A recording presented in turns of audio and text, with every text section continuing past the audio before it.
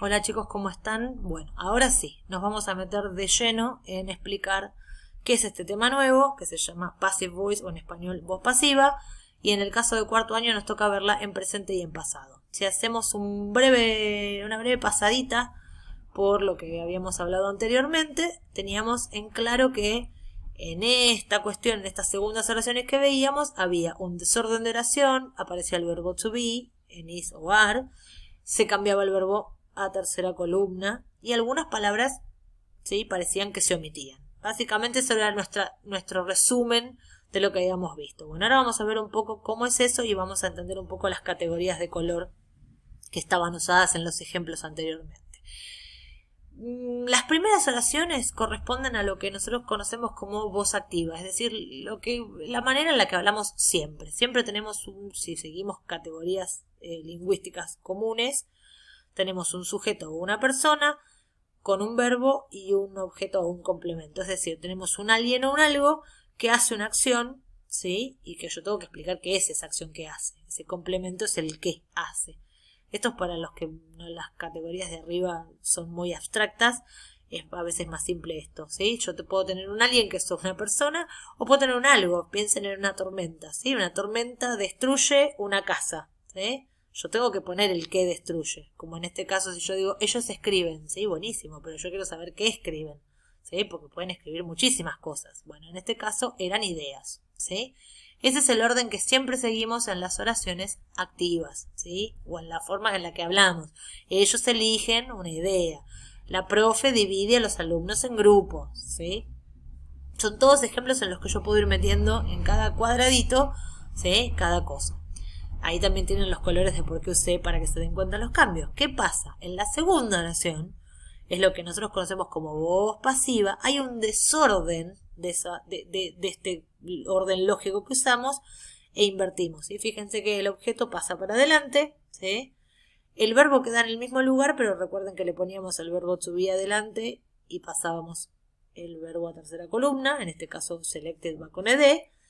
Y algo que no recuerdo si estaba mencionado en la listita que habíamos hecho anteriormente es que sí habíamos dicho que en algunos casos algunas palabras se omitían, como estas, they, ¿sí? Estos pronombres, ellos, que no sabemos exactamente quiénes son, pero a veces sí sabemos quiénes son los que hacen la oración y sí los queremos mencionar, y cuando los queremos mencionar aparecen detrás de esta palabrita, B larga Y, ¿sí? By the team, entonces la persona aparece al final, puesta después del by. Esto en oración pasiva es lo que conocemos como el agente. Básicamente es quien hace la oración, es quien realiza la acción, ¿sí? Una idea es seleccionada, ¿por quién? Por el grupo, ¿sí? O por el equipo. ¿Por qué lo digo? Porque si quiero, ¿sí? Si yo hubiera puesto they en la oración original, one idea is selected, que creo que era el ejemplo que teníamos. Una idea es seleccionada y luego se hace otra cosa, ¿sí? ¿Por qué? Porque quizás ya sabíamos que estábamos hablando de los muchachos. Una de las cosas que es súper importante y justamente viene el caso es ¿para qué la usamos? ¿Por qué damos vuelta a la oración? ¿Sí? Bueno. Acá tengo las razones o las más comunes de por qué decidimos dar vuelta a las oraciones y utilizar la voz pasiva en vez de usar la voz activa como hablamos siempre. Generalmente usamos o recurrimos a la voz pasiva cuando la acción es más importante que quien la realiza, ¿sí? Es decir, en vez de interesar, yo puedo decir, obviamente en el caso de la tormenta destruyó una casa, ¿sí? Es importante saber que fue la tormenta, pero si por ahí en un artículo yo ya vengo hablando sobre esa tormenta y sigo hablando sobre lo que se destruyó, por ahí ya la tormenta no la quiero mencionar porque ya sabemos y se torna reiterativo, entonces como la acción es más importante, paso la tormenta al final y me centro en la acción, ¿sí? 3 casas y un centro deportivo fueron destruidos durante la tormenta ¿sí? O por el tornado tal y tal, ¿sí? Porque, vuelvo a insistir, la acción es más importante. O porque ya la conocíamos. Cuando no sabemos quién realiza la acción, ¿sí? Mi bicicleta fue robada. Tenemos una intuición de quién la robó, pero no sabemos exactamente quién. O no queremos mencionarlo, una de dos, ya sea porque no es importante o porque es muy obvio. Generalmente esto nos pasa cuando Fíjense que abajo dice que es muy común en diarios, revistas e informes. Típico ejemplo de diario, 3 hombres fueron detenidos, ¿sí? ¿Quién detiene generalmente a la gente? La policía. Entonces por ahí no tengo ganas de mencionarla, o por ahí no me resulta relevante, o por ahí no quiero decirlo porque, vuelvo a insistir, es obvio, ¿sí? Entonces dejo eso de lado y simplemente me centro en la acción. 3 hombres fueron detenidos. También, y en el caso, el tercer ejemplo para explicar procesos, ¿sí? Fíjense que dice cómo se hace algo o cómo se produce algo. Si pensamos en el texto que ustedes estuvieron trabajando, el de cómo se hacen los videojuegos, los juegos de computadora, justamente tenían todos los ejemplos en voz pasiva, ¿sí? Al explicar un proceso, yo puedo contar cómo se hacen los autos, las papas fritas, el chocolate, los juegos, y voy a recurrir a la voz pasiva porque es una manera más práctica y sencilla de explicar el paso a paso. No solamente más práctica y sencilla, sino que además es mucho más importante el tipo de acción que se realiza que quién la hace, ¿sí? Si bien los mencionamos, a los que están participando de esa acción no son sujetos relevantes, ¿sí? en ese hacer. ¿Qué es lo que me tengo que acordar de la voz pasiva? Para que siempre sea voz pasiva. Porque si no, no hay voz pasiva, aunque parezca repetitivo y tonto, es la fórmula básica, ¿sí? Es verbo to be y el participio. Más allá de saber que la tengo que dar vuelta, más allá de saber de que puedo omitir ciertas cosas, o que si pongo o no pongo a la persona, cómo la menciono, no importa. Lo básico de la voz pasiva es que su estructura siempre va a estar formada por un verbo to be más un verbo en participio. Como nosotros solamente lo vamos a ver en presente y en pasado, vamos a trabajar con ese tipo de verbos, ¿sí? Con am, iso, bueno, con am poco. Con iso, con ar, o con gozo, con were, y el verbo en tercera columna. Pero en realidad la voz pasiva, cuando ustedes a medida que avancen en el secundario, van a ir viendo que pasa por todos los tiempos verbales y que se aplica, ¿sí? Y siempre el verbo to be está presente. Si yo me lo olvido, no tengo voz pasiva.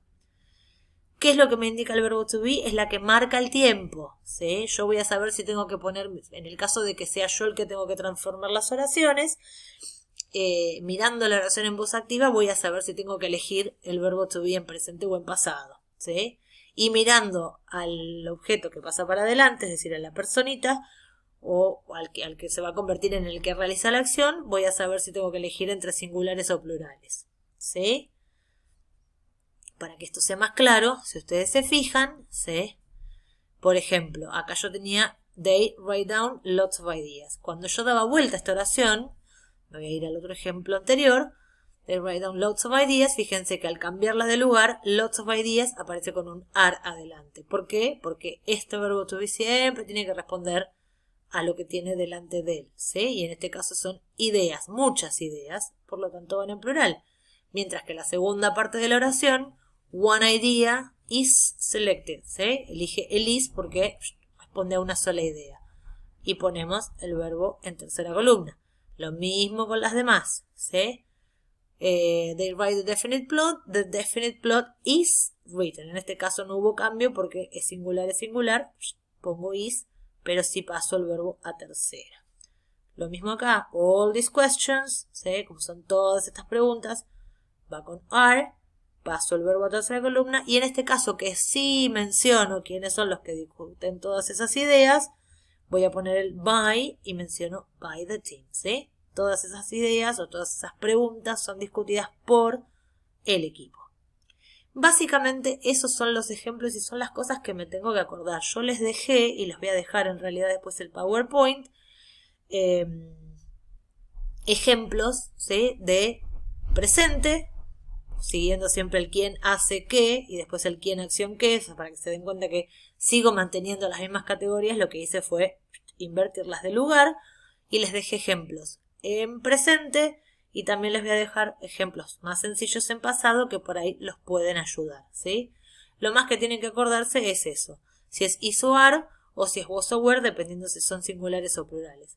Y en el caso de que quisiéramos armar una oración negativa, nuevamente es el verbo to be el responsable, ¿sí? De llevar la negación de la oración. Los verbos simplemente quedan en tercera columna. Bueno chicos, espero que este video les haya ayudado un poco más, que tengan en claro para qué lo usamos, quédense tranquilos que vamos a ir practicando de a poquito, muy de a poquito, y vamos a ir pasando por todos los pasos para que sea más simple para ustedes. Les mando un beso grande, cuídense mucho y nos vemos la próxima.